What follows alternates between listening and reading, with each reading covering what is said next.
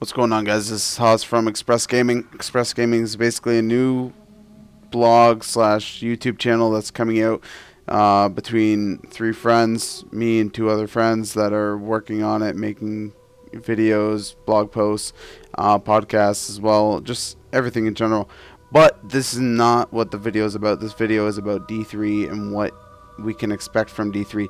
First off, I want to talk about the previous games, Diablo 1 and Diablo 2. We'll start with Diablo 1 and my history with Diablo 1. Diablo 1 was basically my first MMO-like game, top-down, like before I had been playing Doom, Quake. I think around this time I was 12 or 13 years old, so I wasn't necessarily a big gamer like I am today. So I played that for a long time, constantly playing. The problem with D1 was there was really no storyline. There was a storyline, but it was really obscure and hard to get off of what you're doing, because basically you were going down into levels and not necessarily always coming back up to talk to everyone until you open up the hell level. Then you'd go down in hell and then eventually get to the crypts and kill Diablo. So Diablo 1 really didn't go too much into the lore about Diablo. It had a little bit of tidbits here and there, but nothing substantial, so we didn't exactly know fully what's going on. Now we kind of understand a little more with Diablo 3 coming out. We can see all the new lore coming in and realizing that humans are actually spawns from demons and angels. That is in some new lore, subject of lore. I'll try to find that and put that in the comments, but so that's basically what we found out with the humans, where we're from. So we're basically more powerful than Diablo's army or the demons of hell. We were more powerful than them, but we can't tap into that power yet. We have no idea, but they realize the potential of that power. So that is basically my experience with Diablo 1. Diablo 2, I played a lot more. This game was actually more in depth than Diablo 1. It actually told a story the entire time. You got to fight the three primevals, which were all brothers, Baal, Mephisto, and Diablo. It was great. It was awesome. The only problem I had with the game was there was a lot of running. People would run people through and they wouldn't really experience the content, which was okay if that's what you wanted to do, and it was okay if you did it the first time. On top of that, there was a bunch of botters, gold sellers and whatnot. So Diablo 2 was really good in the beginning. After Blizzard kind of, cut off their, GM ties to it, it was pretty much a free reign. Like, for example, I got banned for doing Trist runs over and over in Diablo 2 just recently because they have no GM system. So it's an automatic system banning people that are just coming in. So Diablo 2 was great for the long time that I played it. I think I played Diablo 2 for around 11 years. The Diablo franchise has been out for something like 15 years now. So this one game right here, I've been waiting for personally for, I'd say, 10 years. This game is by far the most game that I'm ever going to be this excited about. I can't think of any other game that would make me this excited. So let's start talking about what we're going to expect in Diablo 3. Diablo 3, one of the biggest changes are rune stones, which to what I understand is replacing a lot of runes that were in Diablo 1, Diablo 2, or the idea of runes, where like the Taj and whatnot, where you would put them in the Herodric Cube, make certain items out of them, or enchant your armor, or whatever you could do with the runes. I didn't really get into runes in Diablo 2. It was really obscure for me at the time, so I didn't look too much into it. All I knew is that you could make Enigma and whatnot out of them. But yeah, runestones for Diablo 3 are actually subspecs for each talent of each class. For example, I'm going to show you the Barbarian talent Bash. So we have a general talent unlocked at level 1, generates 6 fury per attack, brutally smashes the enemy, causes such amount of damage, whatnot. And then we have the runestones. We have Alabaster, Crimson, Golden, Indigo, and Obsidian. So each one has a different effect towards your character or the ability that you're using, which I think is really awesome. So this basically makes it so, as you can see on the right side of the screen where it says where it has a list of all of these talents up to level 29, you can guess that there's so many combinations that you are never going to have the same spec as somebody else, and every spec is almost viable. I think they said that the specs are somewhere in the trillions, to what I remember from BlizzCon.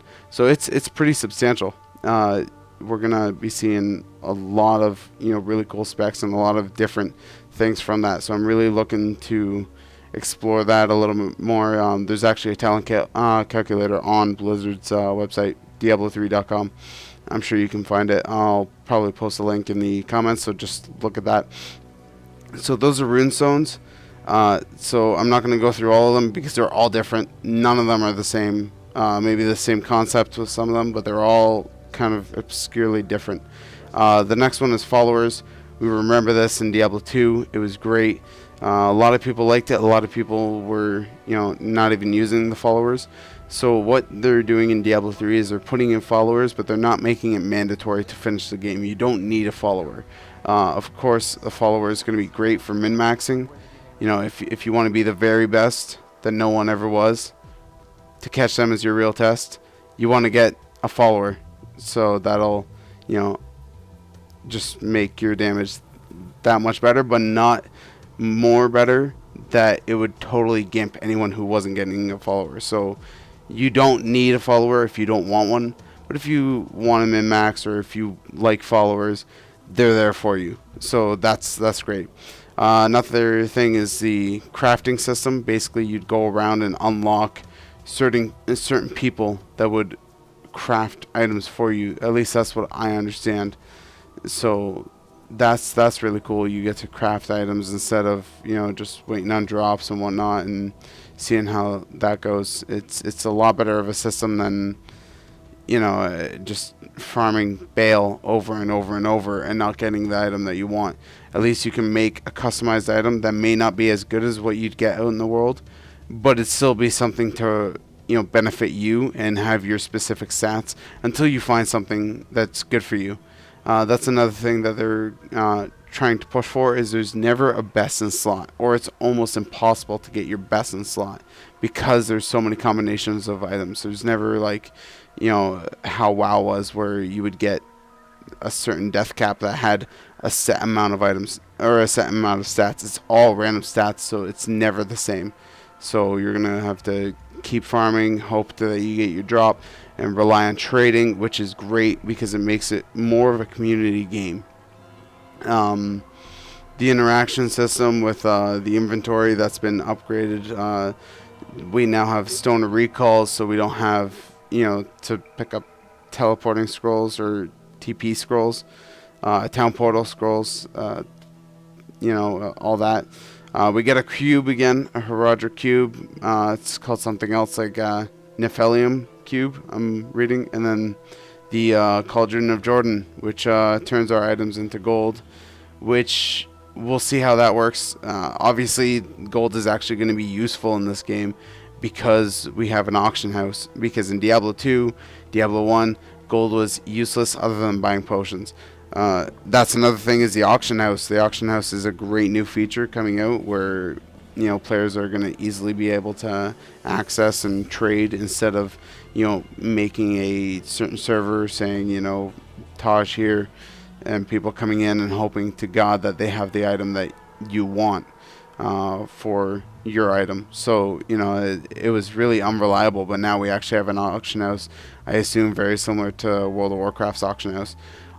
But the big difference about this auction house is you can also use real money to buy items and sell items. So I can sell an axe for $5, and I can go buy boots for $5, everything like that, which is also really good because it lets you pick up some stuff with your real money and whatnot, and also lets people make a little bit of income. Not a lot, to what I understand. It's not going to be a day job. It's just going to be able to put in that factor that people can still get their items without having to go farm out a bunch of gold to do it.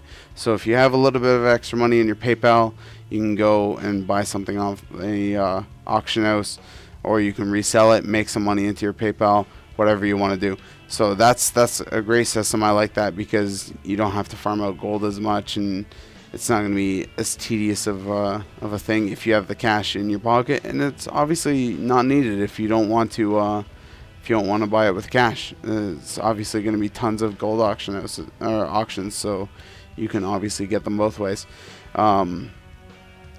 Classes and skills, obviously we have the barbarian, we have the demon hunter, we have the monk, we have the witch doctor, and the wizard.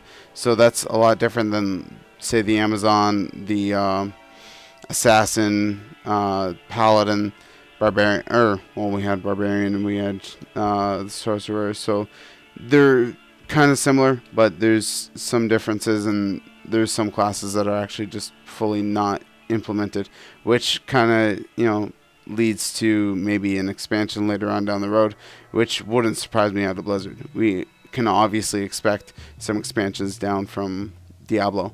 The one thing that I'm a little bit disappointed of is that they don't have a paladin. I've always used to play paladins and barbarians, so that's kind of something that I'm a little disappointed about, but that's fine.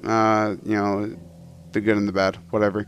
PvP arenas, they originally had the arenas go just like the WoW arenas where you die, and it's 3v3, 5v5, whatever.